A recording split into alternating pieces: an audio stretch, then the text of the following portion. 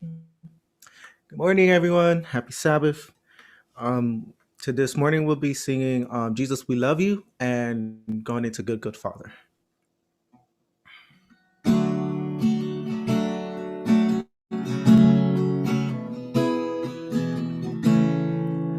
Old things have passed away. Your love has stayed the same. Your constant grace remains the cornerstone.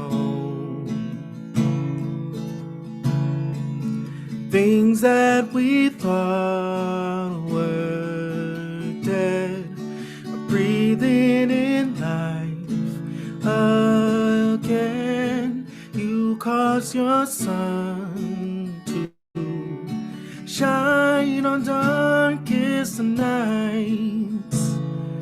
For all that you've done, we will pour out love. This will be anthem song. Jesus, we love you. Oh, how we love you. You are the one on our hearts adorn. The hopeless have found their hope. The orphans now have a home. All that was lost has found its place in you. You lift our weary hands. You make us strong instead. You took these rags and made us beautiful. For all that you've done, we will pour out our love. This will be our anthem song. Jesus, we love you. Oh, how we love you. You are the one our hearts adore. Our hearts adore. Our hearts adore.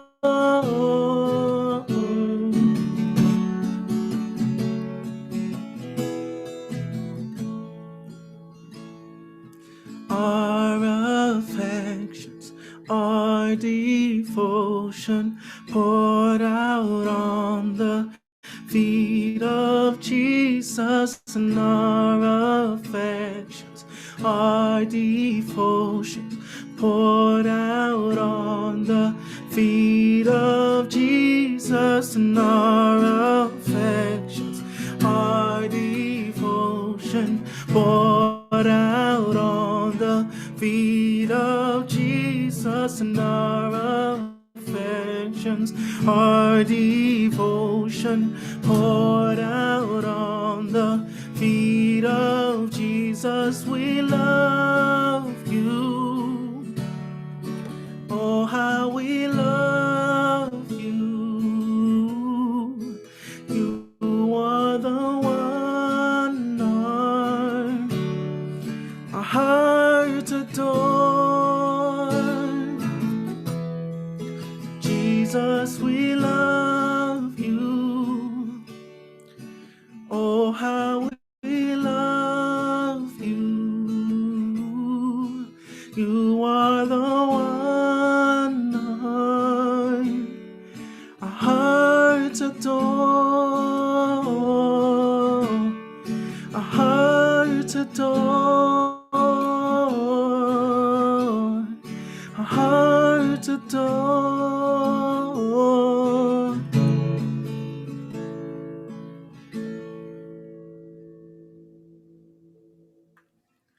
Amen. And so our next song will be Good Good Father. Um,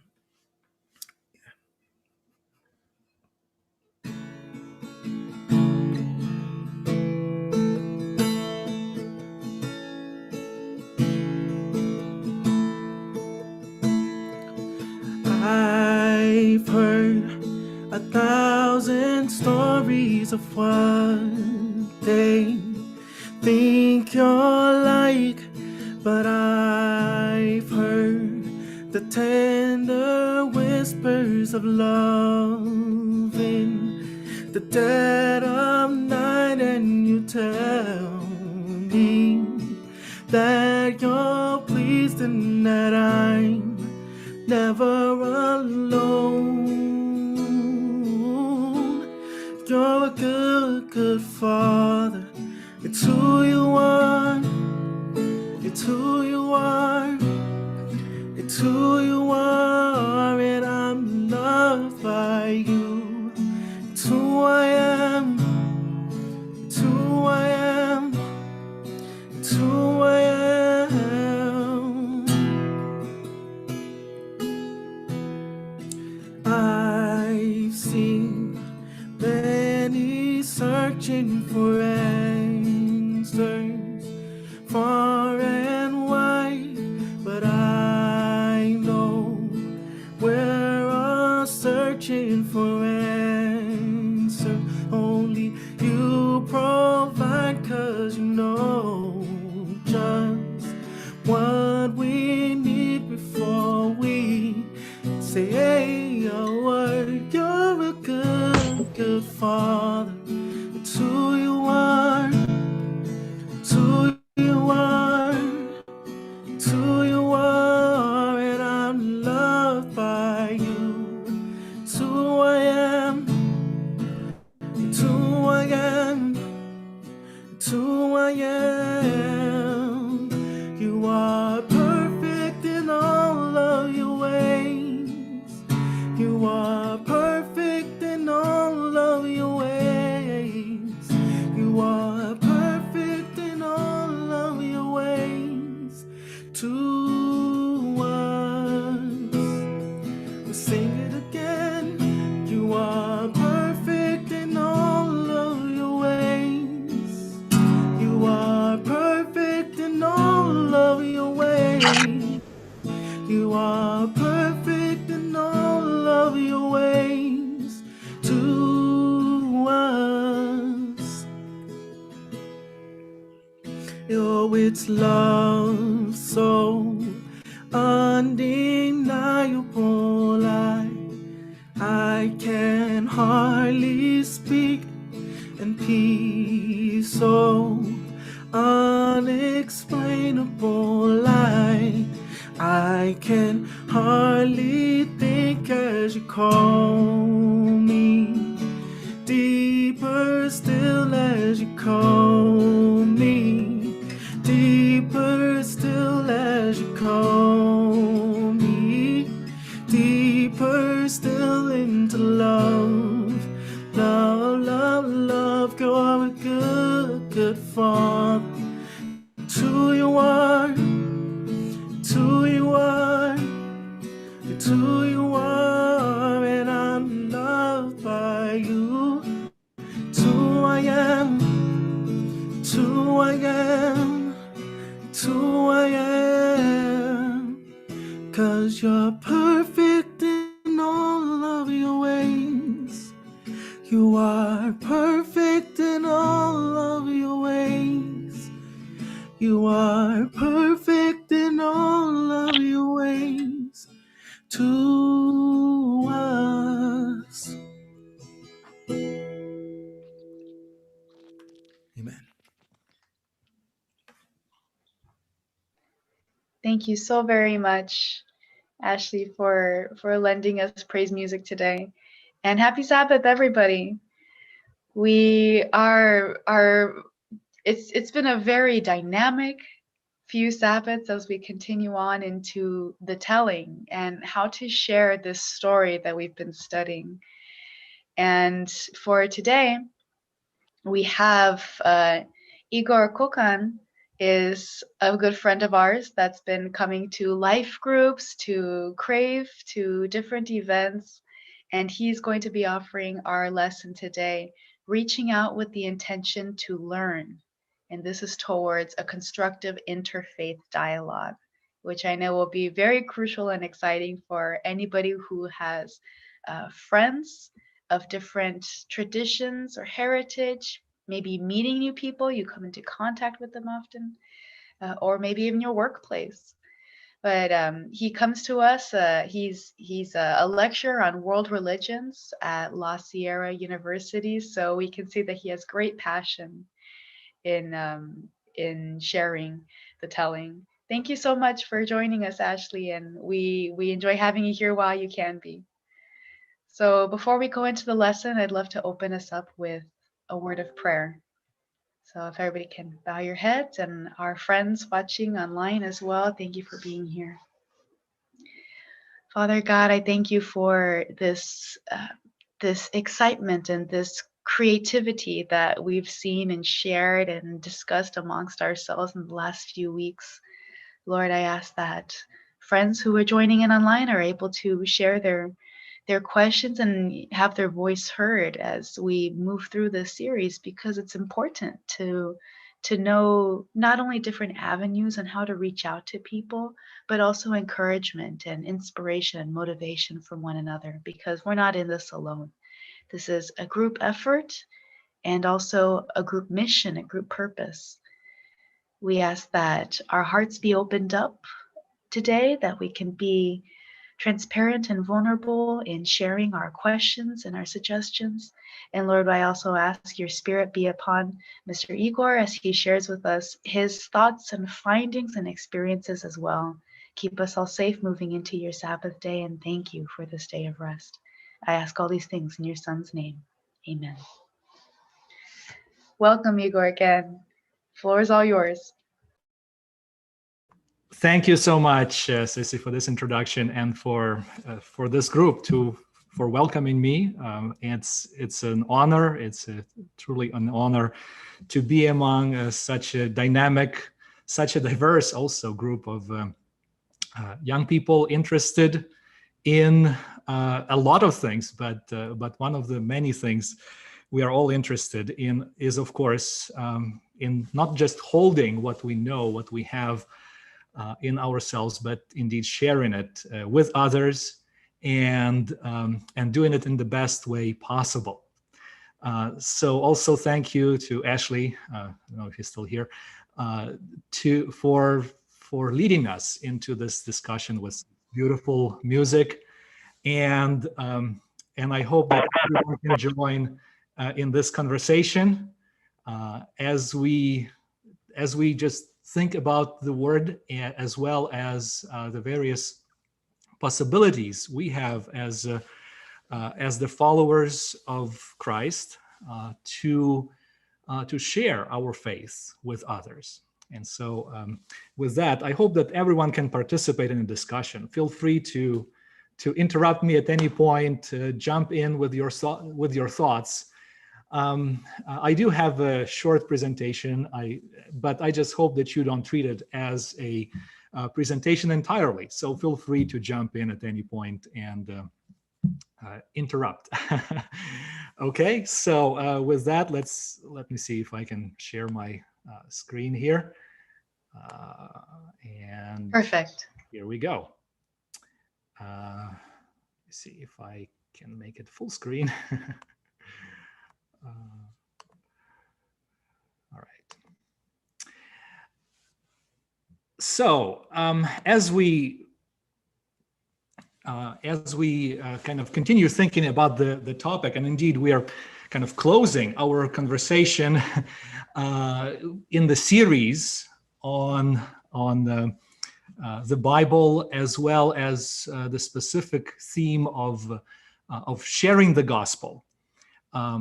And as I thought about this conversation today, I decided to talk about the entire topic from a perspective that might be unexpected, from a perspective that is usually not perceived as necessary in similar conversations. Of course, to many of you, this might seem as an overkill in terms of a topic and in terms of connecting it to our series. But I would just ask you to hang in there with me as we discuss and as we define maybe interfaith in a slightly different way than maybe what we are usually used to. Let me see here. I would like to begin by transporting us into maybe the environment that's different from our environment today. This is Western Ukraine, and the city is Lviv. As you can see, a beautiful city with a lot of ancient churches, with many different religious traditions, both Greek Catholic, Orthodox, and various Protestant traditions, as well as the increasing number of other faith groups. The time is late 90s. At that time, I was a young minister in the Seventh-day Adventist Church in Lviv, just invited to start a new congregation there, among the two already existing ones, among the three already existing ones. The fourth one was emerging, and a foreign evangelist, a foreign missionary, came over from the U.S. Actually, several of them as well. The whole team came over to conduct what we called, and also we knew that this was an effective method of preaching the gospel, evangelistic campaigns. Evangelistic campaigns, something that has been a staple in many regions around the world, and Ukraine was no exception. I did, of course, many things at that campaign, including some translations and all sorts of various things. But one of my primary tasks was to, in fact, be visiting the people who attended the sessions, who were interested in the gospel, right? And all went well. I thoroughly enjoyed it. I thoroughly, savored every opportunity, so to speak, to go to the people and talk to them and see what their needs might be and how we can help them. It was during one of those visits that things did not go as well as I had hoped for. We entered into an apartment of someone who I immediately felt had a very different air about him. He listened to us carefully. He thanked us for coming over to visit him. And then he started telling us that what we were doing was, in fact, psychological influence, psychologically influencing people in ways that he felt were not quite ethical. Psychologically trying to convince them to change their understandings, to change their beliefs. And he just felt that we should really stop doing that. When he said that with a smile, it was a moment of awakening, so to speak, for me in terms of my activities. I realized that there is a lot I don't know. I realized that there is so much that I was not aware of. As I happily roamed the streets of the beautiful city of Lviv, there was something I was overlooking, and that was the careful listening to others, including people like this man. As it turned out a little bit later, he was actually a scientist at a Ukrainian Academy of Sciences, and what he had to say was striking, but at the same time quite helpful. This was the moment when I began thinking differently about evangelism, when I began thinking differently about reaching out. Every conversation you have with another person is interfaith communication.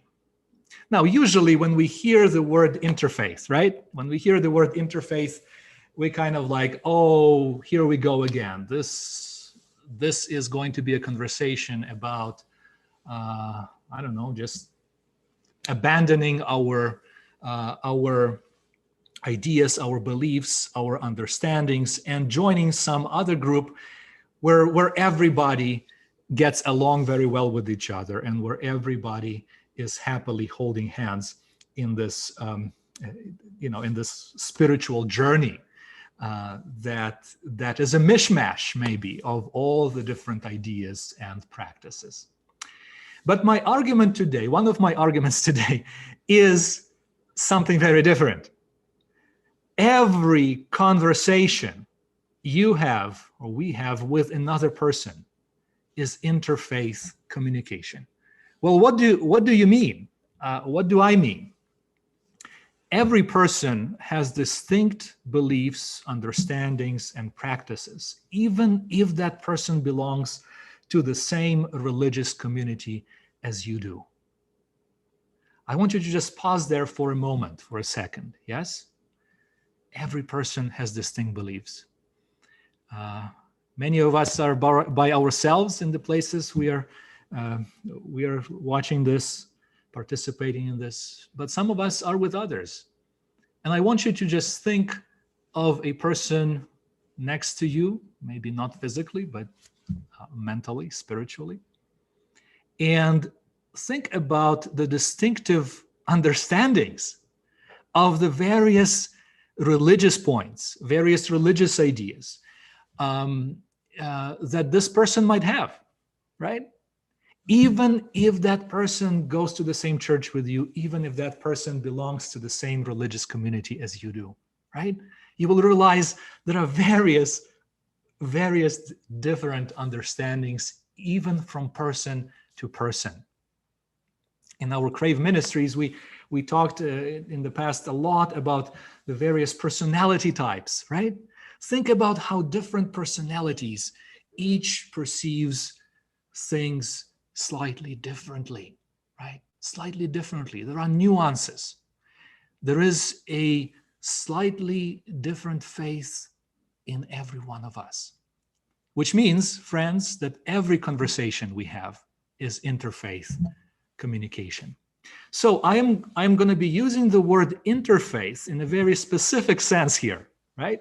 There's various ways of using this word, but I'll be using a very specific sense throughout this presentation and discussion to refer to all communication about one's beliefs and practices, right? Every time we open our mouth, we are doing interfaith communication, right?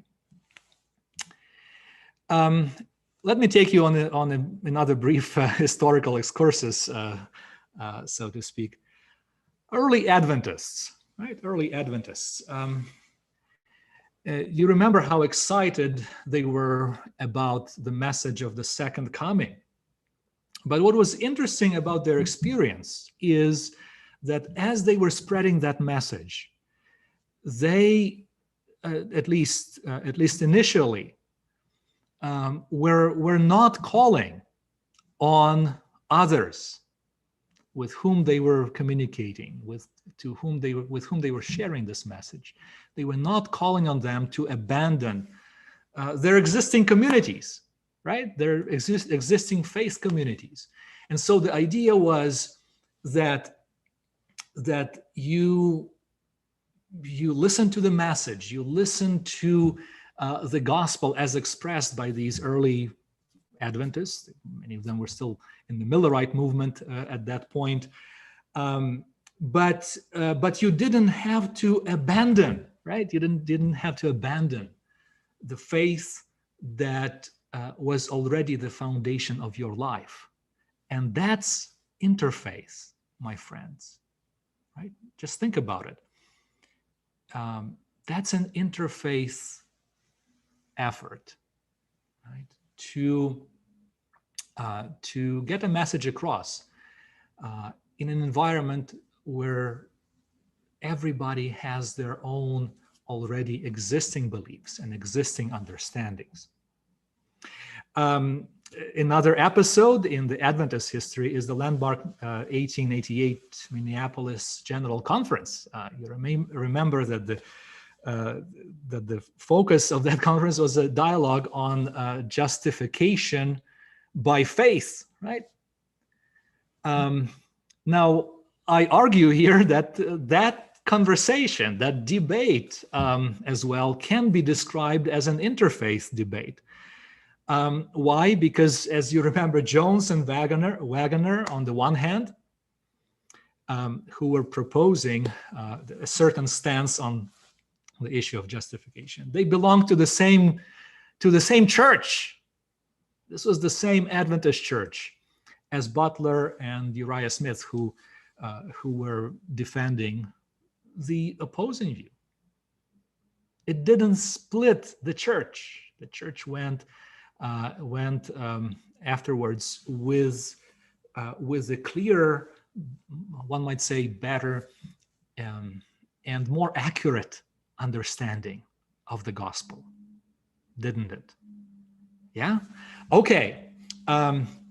Mark Knoll, in his his famous historian of Christianity, and he wrote his famous book a couple of years ago now, in the 3rd edition, called Turning Points, in which he is arguing that in the history of Christianity there were several moments that were more important than others, that were decisive for the way that Christianity went on after that.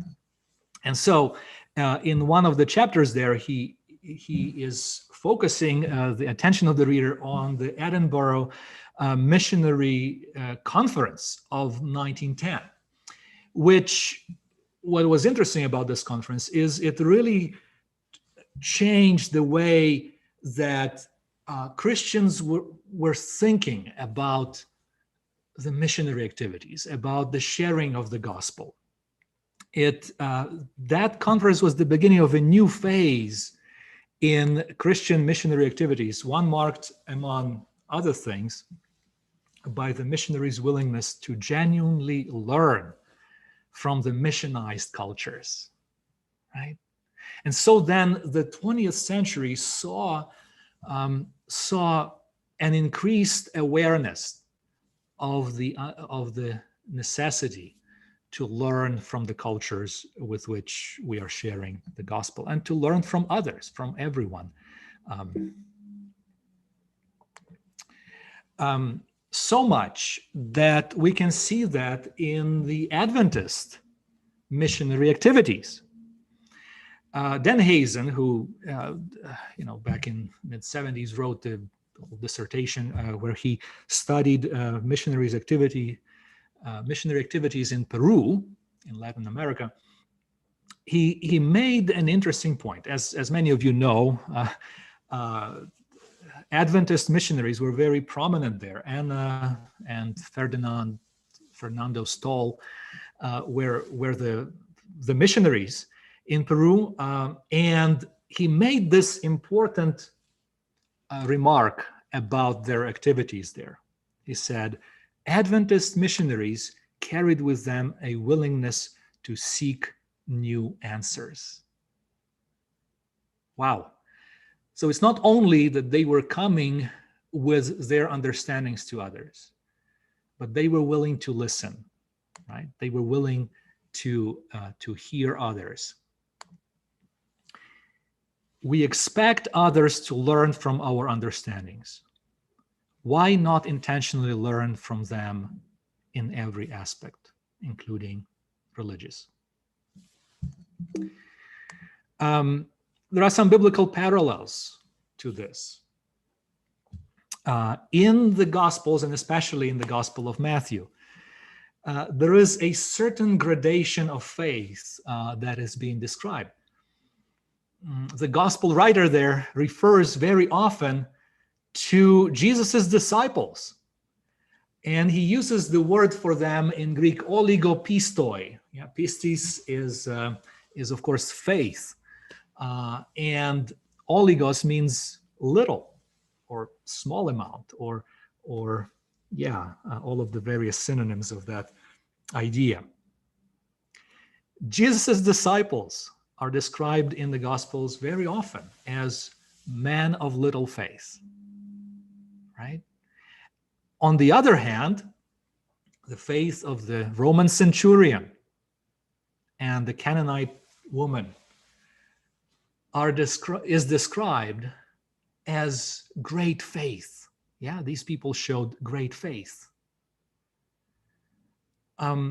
So this idea that no matter your affiliation, there are various degrees of faith. There is varying degrees of faith. And anytime Jesus communicates, or anytime any one of the disciples communicates, they communicate interfaith. Yeah, interfaith, with people of varying degrees of faith, right? Even though they might belong to the same communities or even other communities as well. And of course, many of you are thinking at this time about the famous conversation with the Samaritan woman at the well in John 4. Remember that conversation? Jesus reaches out, but he is listening carefully as well. He is listening carefully as well, right? And the whole conversation unwinds with them being in dialogue, even though, of course, the faith is different. That's interfaith as well. The willingness to learn from others, I argue, it has a lot of advantages. It has a lot of benefits. It helps our attempts to share the gospel by creating trust in place of distrust. You could see that in the example of how Jesus communicated interfaith, created trust in place of distrust.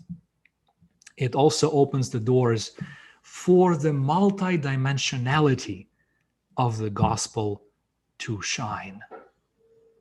Think about it. That conversation at the well, it really brought for us some of the most fascinating ideas about the way gospel works and what it is. If it were not interfaith, who knows if we would have learned as much as we do from that conversation. The bottom line, friends, is this. Reach out with the intense desire to learn from those you are reaching out to.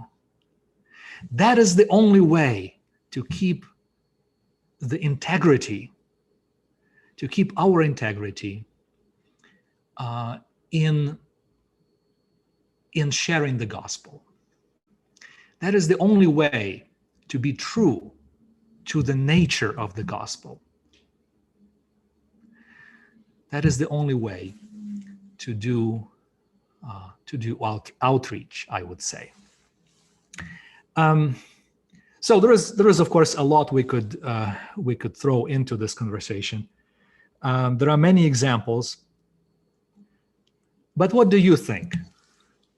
What are your experiences with learning from others while sharing the gospel with them. All right, let's open the floor for the discussion. What are your experiences of learning from others while sharing the gospel with them?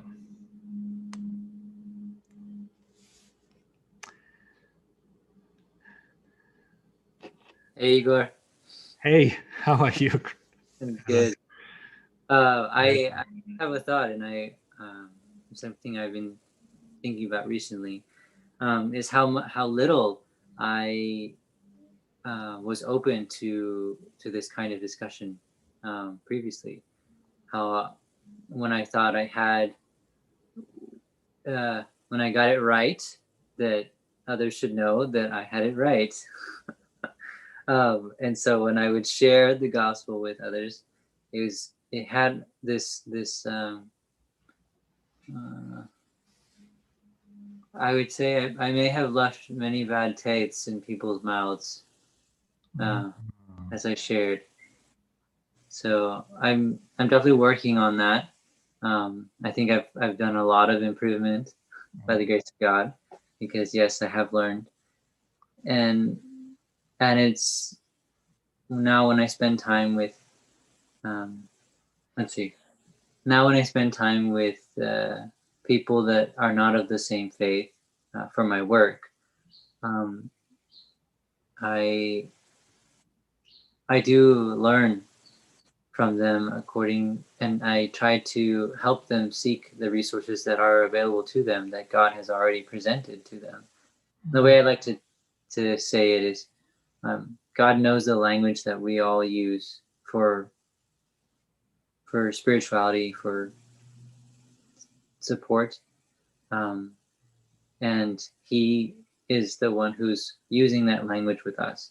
So why am I going to try to introduce a new language to someone else? Instead, I will seek where God is already speaking the language to them and attempt to facilitate that. Thank you so much, Adan.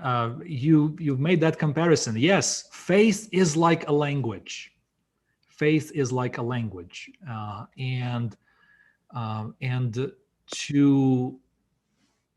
to say that we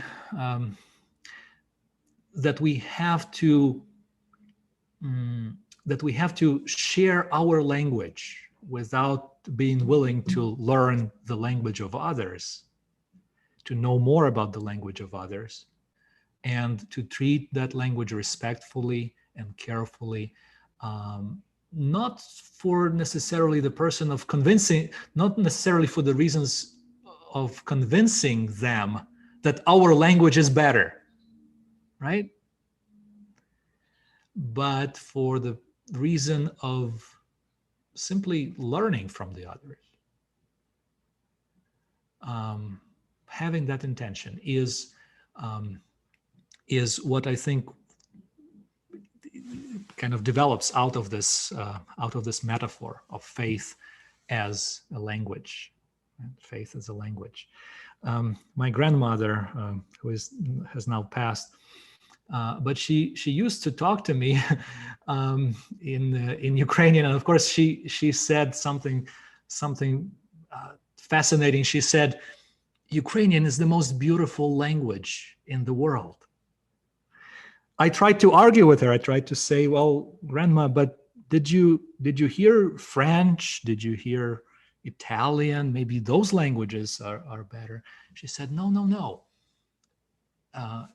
Ukrainian is the most beautiful language." And yes, it's true.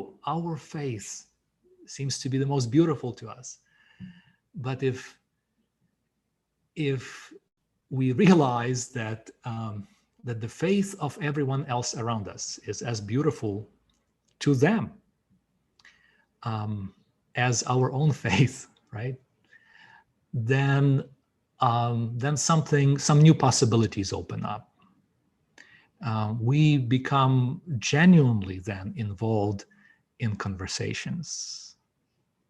Instead of the gospel being an imposition, instead of the various colonial implications of the missionary activities that we could be doing.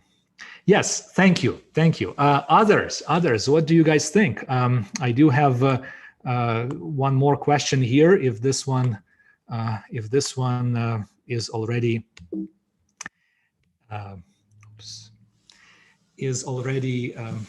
stale.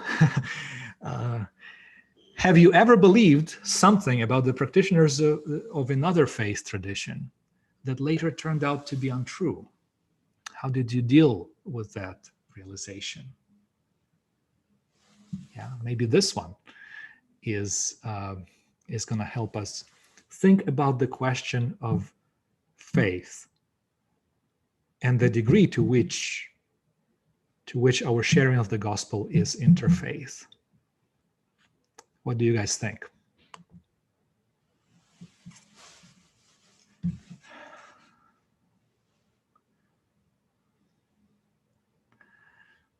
Yeah. Well, if none of these two questions excites us, let's yeah, go ahead. I'm thinking of my friends back when I was going to community college, and I had many classmates from different countries and religions from around the world. I think it surprised me how interested they were in learning about what I believed, and so it made it easy to share, because I was curious about their beliefs and traditions, and then they were curious about what I was eating, what I did, and so it was a very nice interchange. And I think both of us would approach it with curiosity about the other. Yes, thanks, Chris, for that comment. We all almost intuitively can sense that there is a lot of truth in this idea of the sharing going both ways, right? There's almost an intuitive feeling about that. Now, are these ideas in line with what we've learned previously in this series?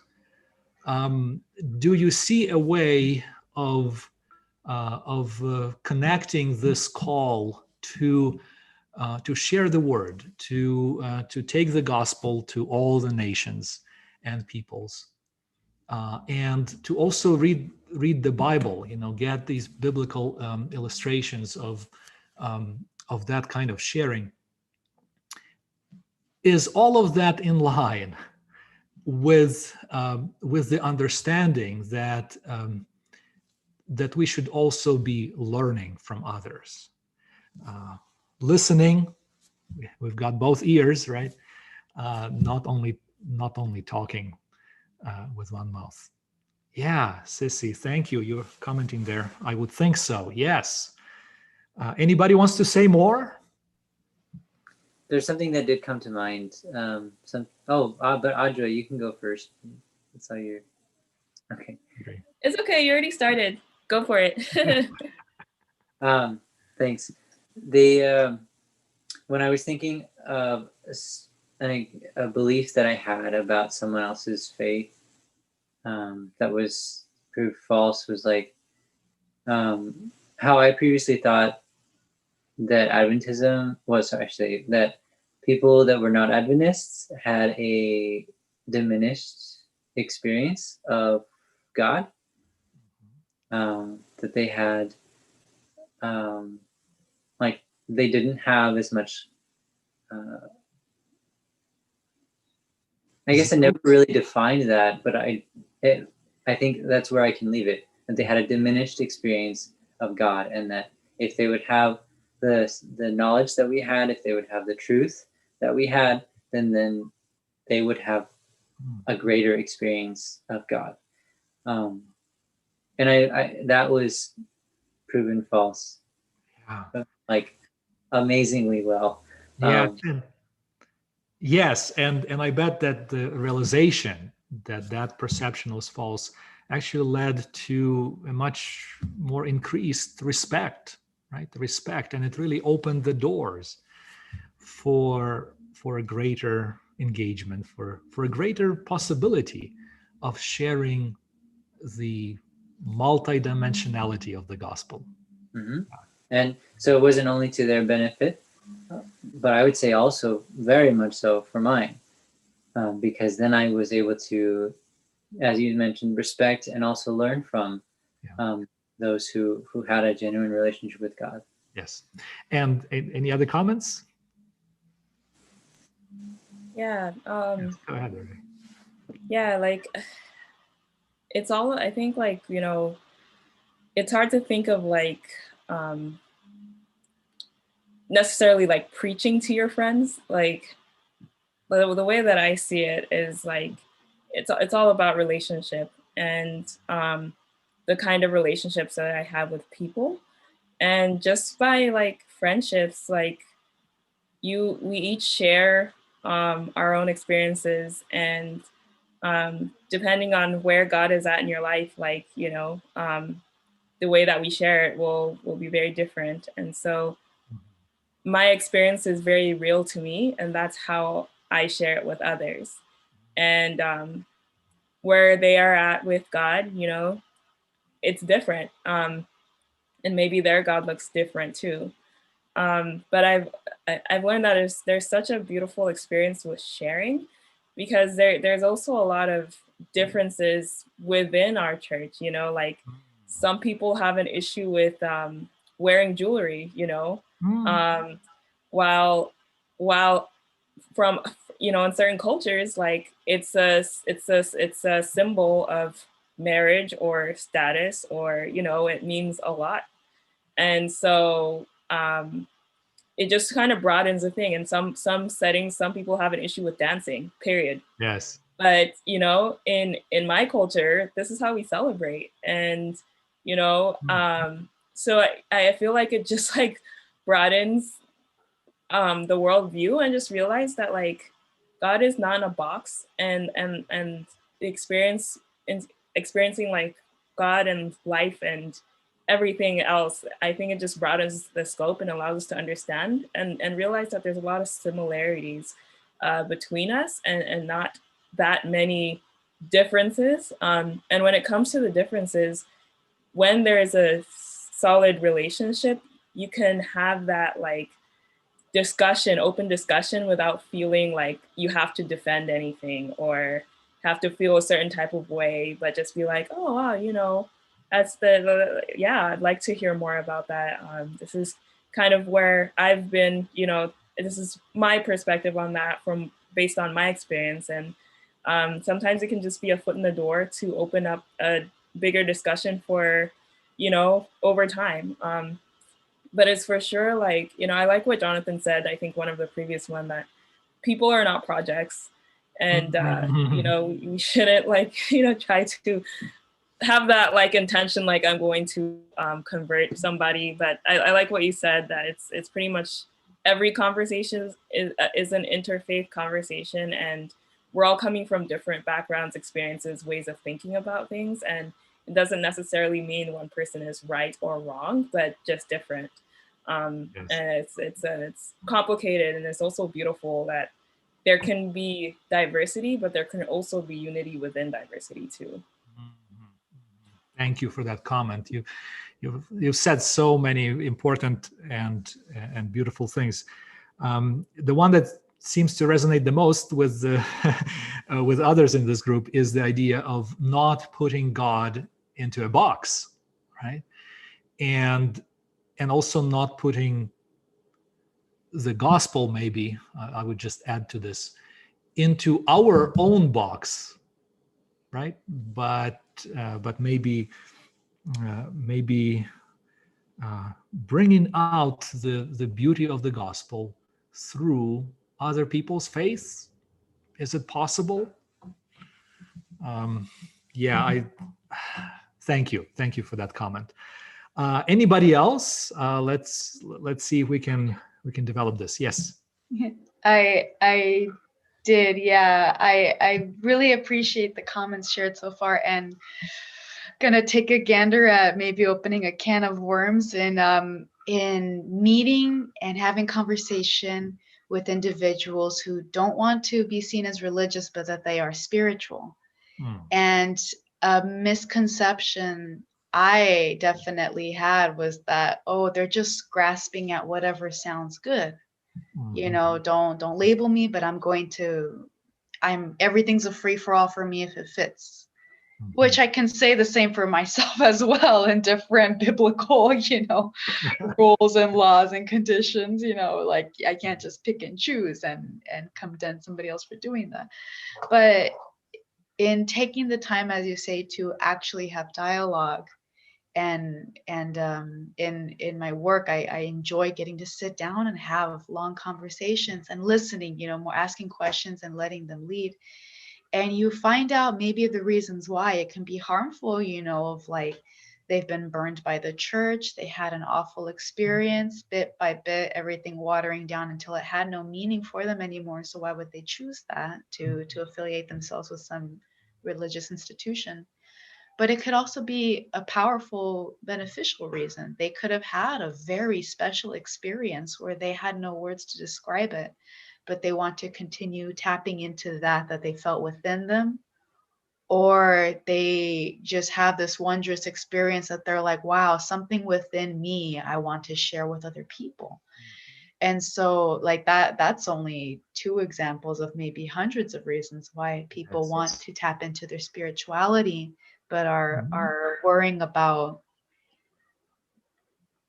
picking, or going into a particular name, a particular label or church. And I shared the misconception of it, oh, it's just picking and choosing.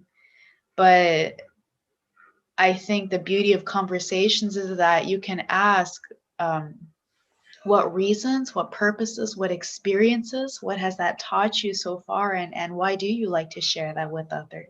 How has this changed your perspective and your view of the world, your relationships? And in my case, if we're offering spiritual care and they really want to talk about the spirituality that they have, we ask, okay, well, how does that give you strength? How can you draw from that? And hoping that it really respects and honors what they've discovered about themselves, because we may not have a full day to elaborate more. So that's been a misconception of mine. Yes.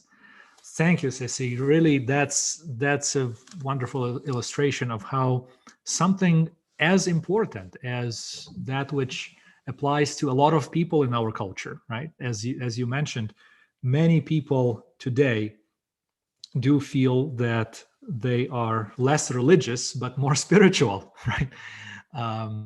More spiritual rather than religious, and so then the boundaries of the religious boundaries become really washed out, and the idea that the only way of reaching them, truly reaching them, and meeting them where they are is by opening our minds to genuinely listening to them, right? Genuinely learning from them. And in what you said, I also saw the glimpses of the idea that we benefit from such opening up ourselves. They do have these experiences with God, right? Experiences with God that we might not have yet discovered within ourselves fully, right?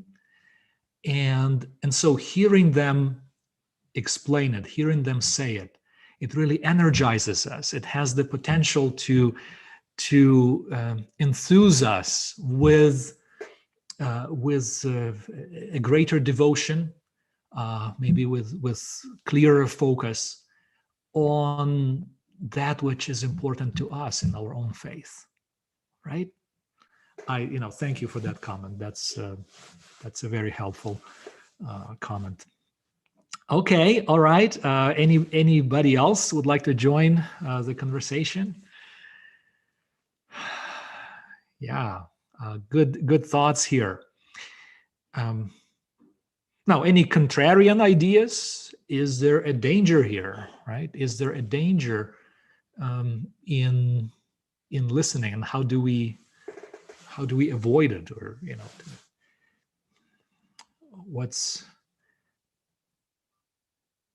what icebergs Yeah, seem to be out there? I mean, Yes. there is a danger. Yeah, I mean, like, if we're not like firmly rooted, with our relationship with God, I could see how getting mixed in with the wrong crowd can be a problem. Can for sure like lead us to places where we probably shouldn't be, or places we probably shouldn't go. And so I think when it comes to sharing our faith, like, we can't really share what we don't have. So I think like the more real it is for us, like the more firmly grounded we are. And so we might have like a harder time compromising on our own belief systems. But if we're not firmly grounded on something, or if it's something that is like maybe just tradition for us to do, and we're trying to share that, like, I could see how, like, being with a crowd that probably is a wrong influence can actually be detrimental. Okay, thank you. So the idea is that we should really understand who we are, right, before we hear others. Or is it possible that also, maybe depending on our personalities, right, we do need to hear others to understand how strong or how maybe not so strong certain understandings and ideas are in us? I was in response to your question, and also pedaling back from what Audra had said. I had an experience where I do come from a family where it's half is Seventh-day Adventist and half is another denomination of Christianity. And I started going to small groups that were affiliated with this other, church's denomination. And it was at first amazing for me personally because, they were so nice, they were so loving and opening to me. And I loved that experience. And I really didn't have any friends at the time. But as I started to, I guess, get more serious into, I guess, the scriptures, and, certain topics would come up, that is where I realized my faith was starting to be tried. And I tried to rationalize it and say, well, it's not like I'm technically really going to their church, But then over time, I started to see myself resenting my own faith that I had grown up with as a Seventh-day Adventist, and saying, well, how come we can't be like this in this area? Well, I love how they do this, And I will say, thank goodness for me, I do think that being grounded in your faith and growing up and knowing what you believe in is very important, because I did in that process, I came back to God. It made me stronger. So I think in some cases, it just depends on the individual. It could weaken their faith, and they could maybe, go away from believing in what they believe in. And then in some cases, which was mine, it strengthened me, because I was tested in many ways on things that I never even thought of. And so it made me want to go look into the scriptures for myself. Thank you. Yes, the idea that that when we are open to listening and hearing other people's perspectives, it actually has the potential and give us an impetus, right? To give us an impetus to go back into our own sacred text and study deeper.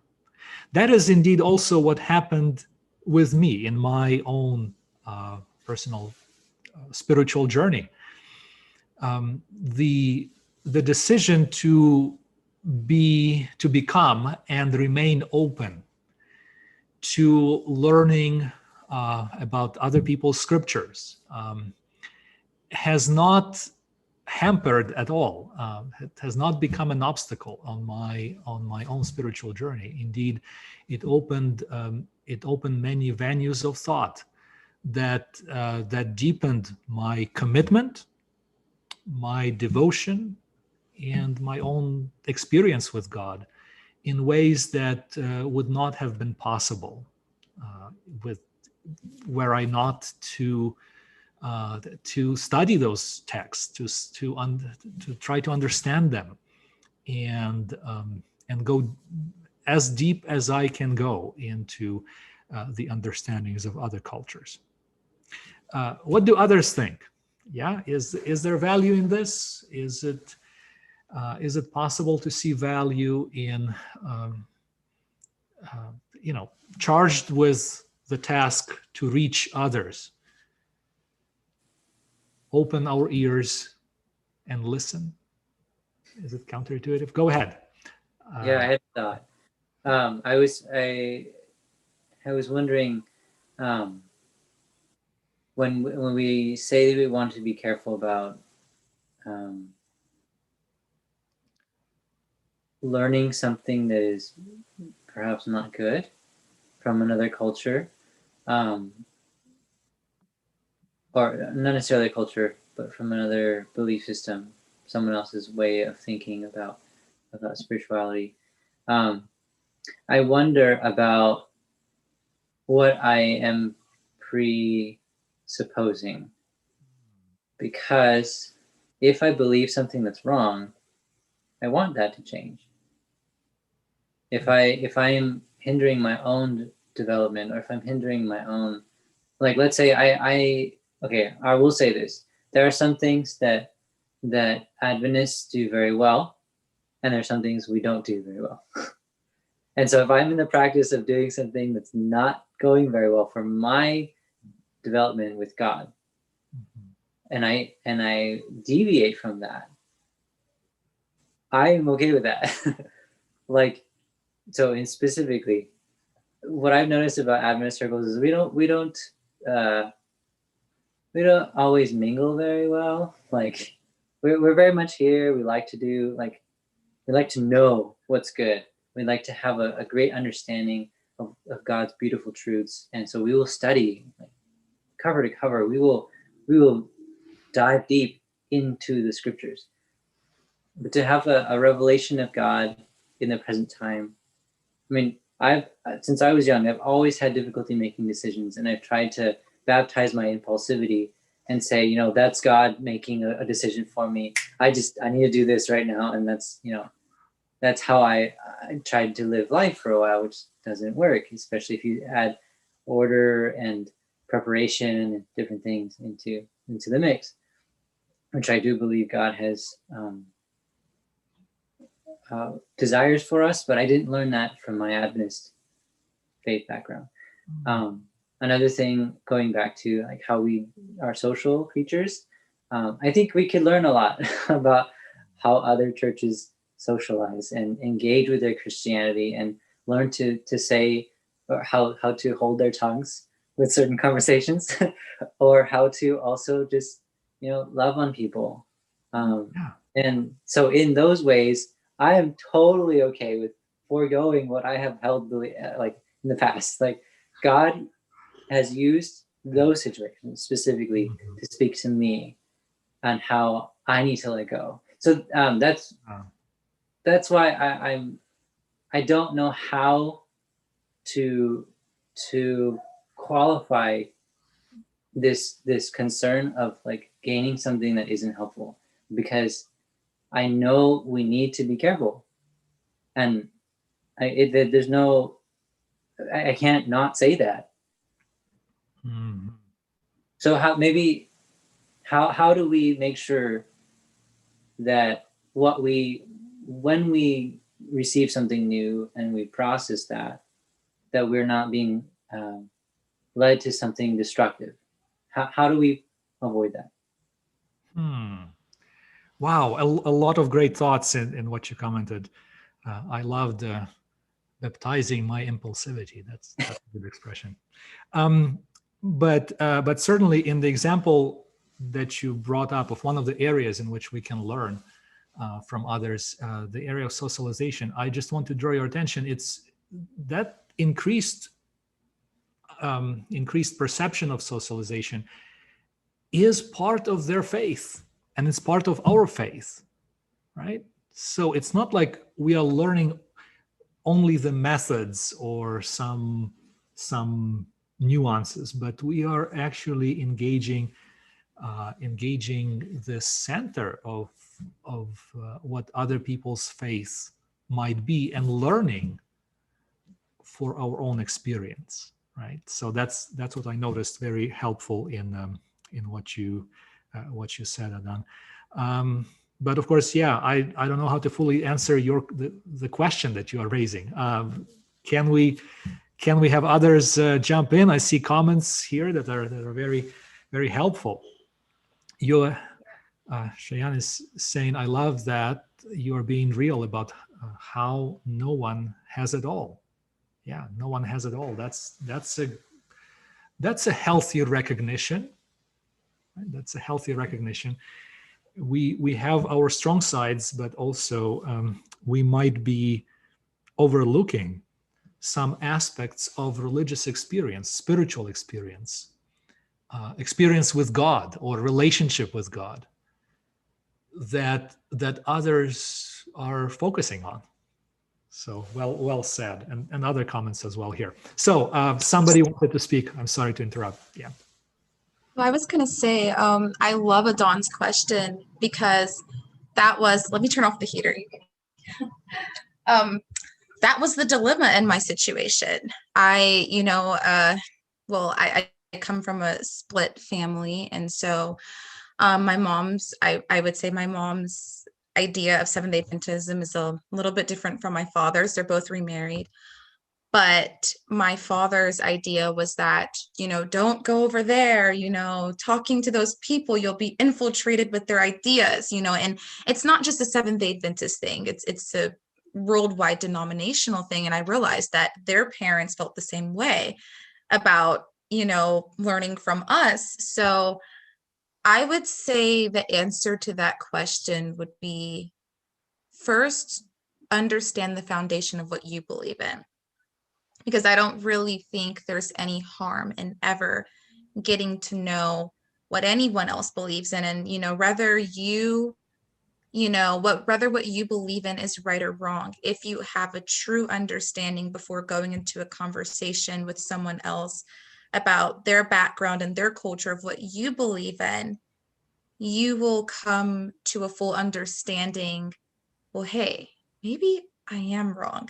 But I think the danger is when you don't know what you believe in and you don't fully understand the scope of Seventh-day Adventism or whatever your cultural belief is. And then, someone comes in and they give you an idea, and maybe it might sound amazing, and maybe they might have something that you've never heard of, but maybe it might not lead you into the right direction. Very well said. I certainly couldn't have said it better. Yes.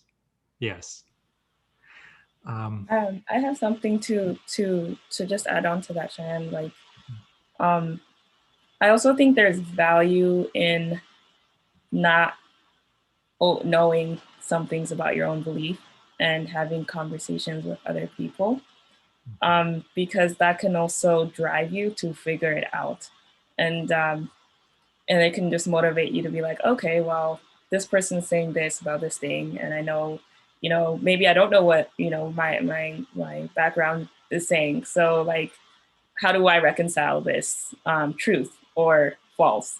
That's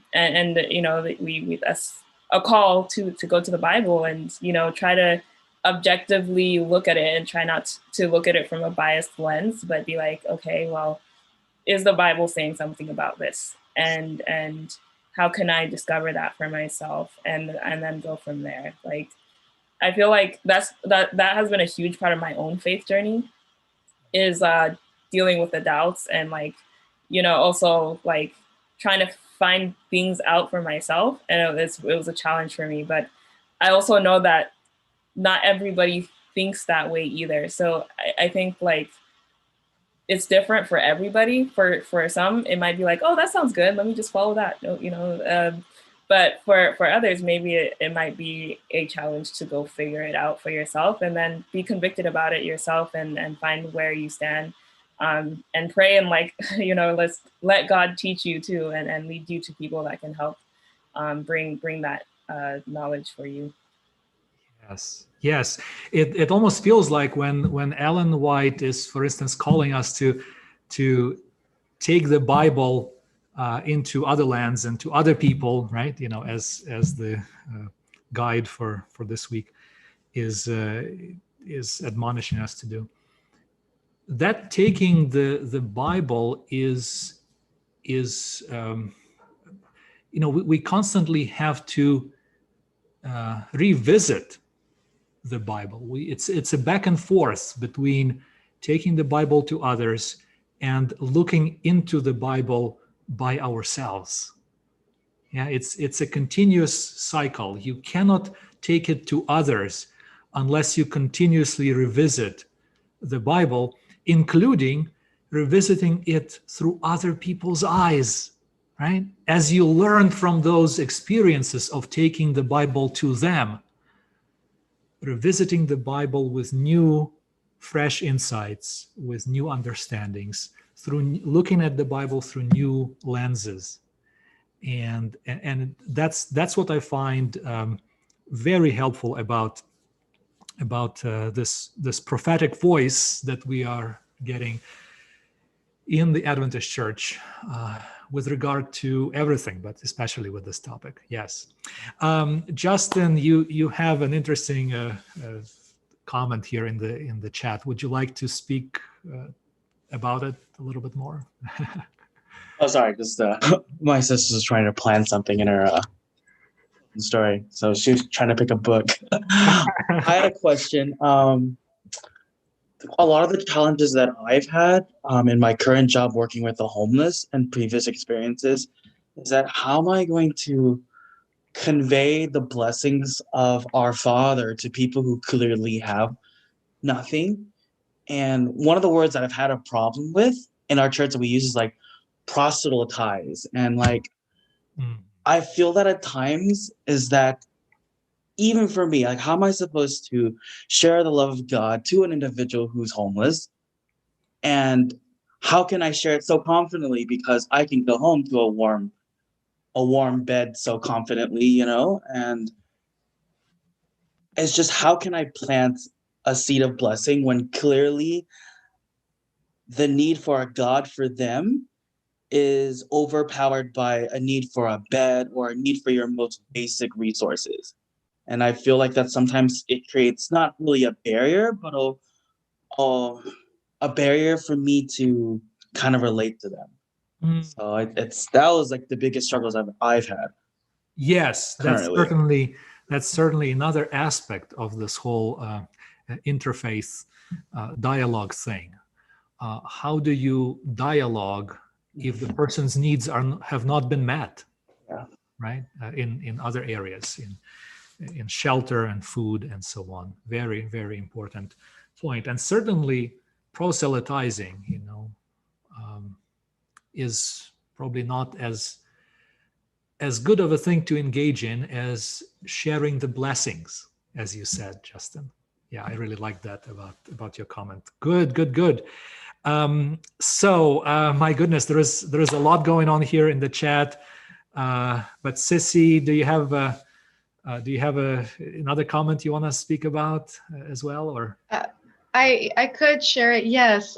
When Cheyenne was bringing up her experience and difficult conversations that you could have had where maybe people are asking and questioning and maybe very earnest to learn from you as well. It's a two-way street.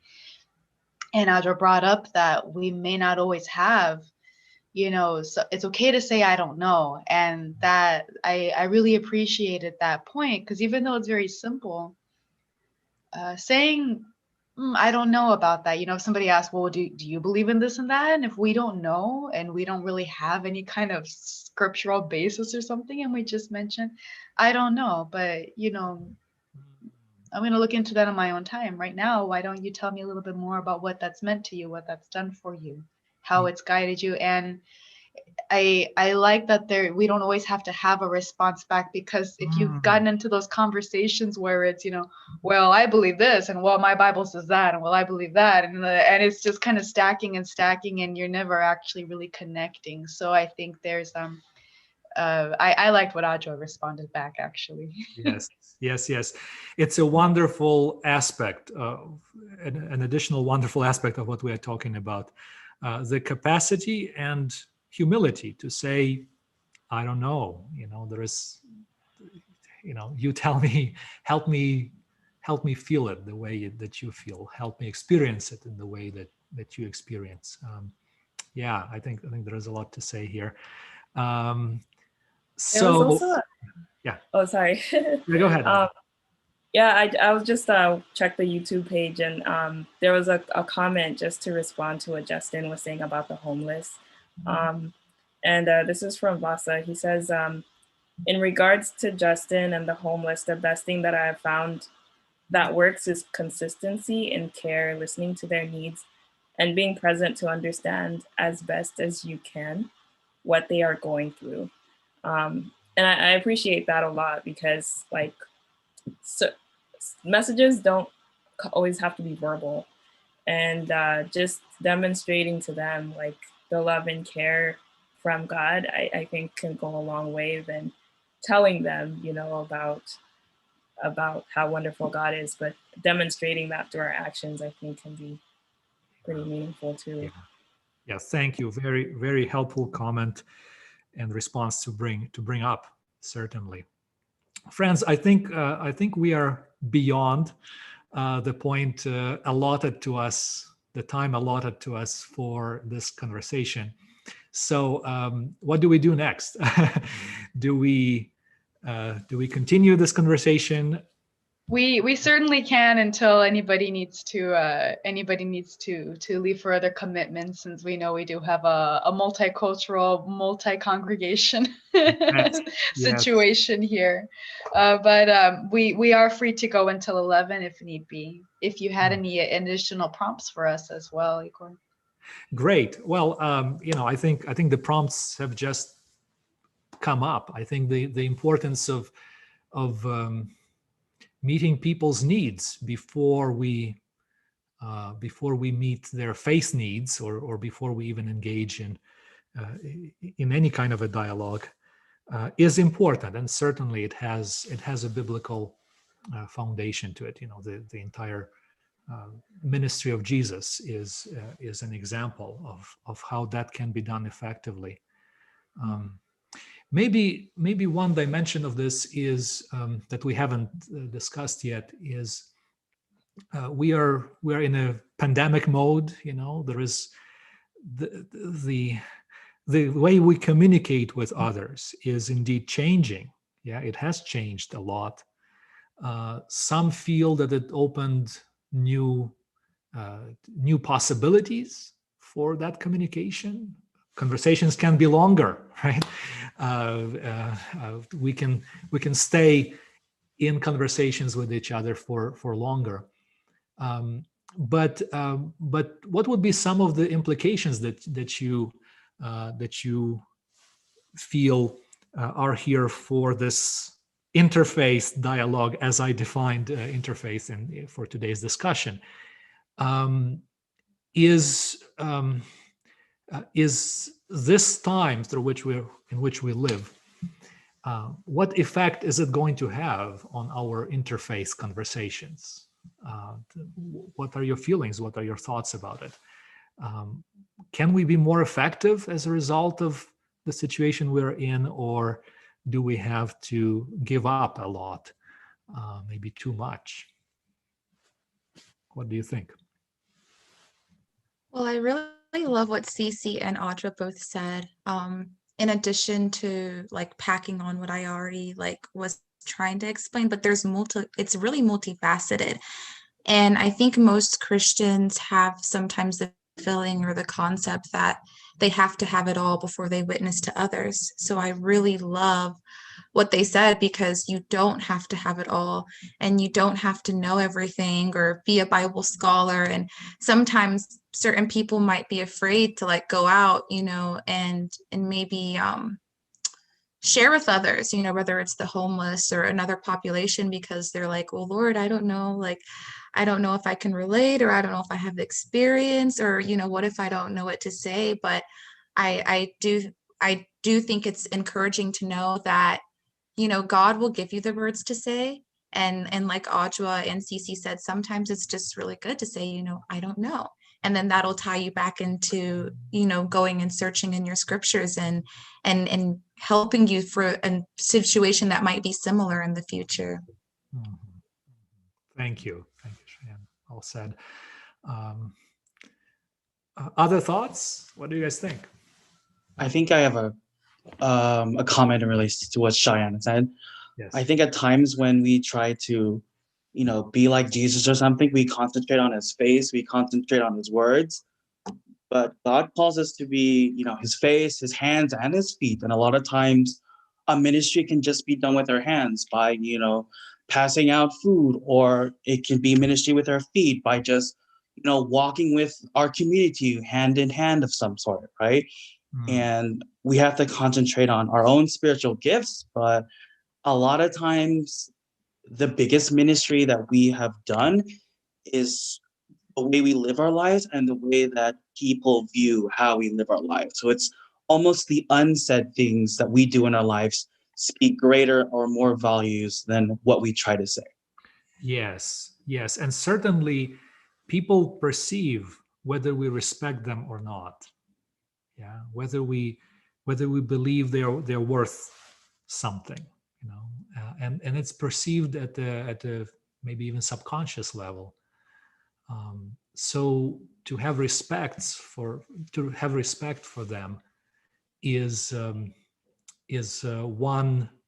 of the results of listening to them, of opening up to who they are and what they have to share. Yeah.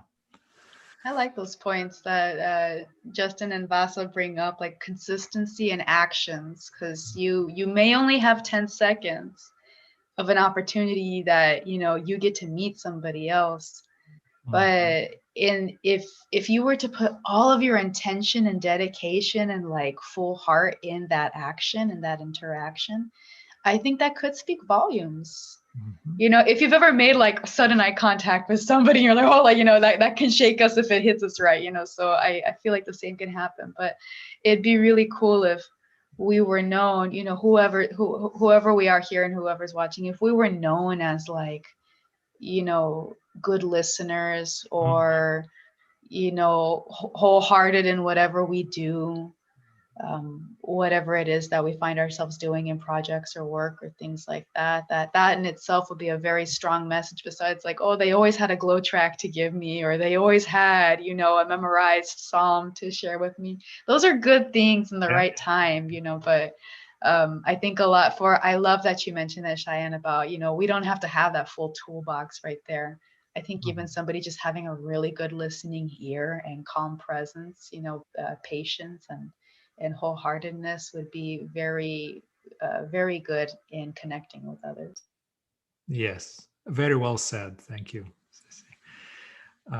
Any other thoughts?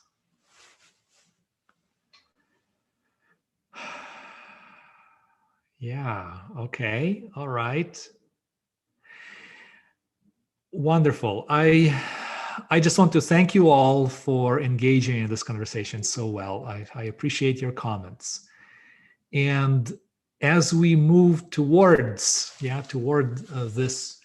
this greater increased understanding of others, I think it's very helpful to see the benefits of not only reaching out to others, but intending to and being willing to learn from them. in all of this, the most important and valuable idea is growth in Christ, growth in our Christian faith depends and relies in many ways on others, on those around us. And there is no better way of engaging the others than genuinely listening to them, listening to what they have to share and to offer, and doing it with respect, and doing it in ways that is consistent with who we are as Christians, that is consistent with what we believe Christianity is all about, the sharing of Christ in best ways possible. I would like to pray with you. So let's bow our heads for a prayer. Our gracious God, we thank you so much for the message today to be good listeners. We understand that we all have different ideas, different perspectives, different strengths, as well as weaknesses. And we just pray that you help us to relate to others with humility by being willing to share not only what we know and believe, but by letting others share who they are and what they believe with us. Help us to take this seriously, the way we see in the example of your son, in ways in which he related to others. We are learning from them. Help us to do things better and more consistently with our faith. We thank you for all these things. In your name, amen. All right, well, thank you, friends, for being here. I really appreciate everybody's insight, everybody's thought. God bless you all. Have a good and happy Sabbath. And I'll see you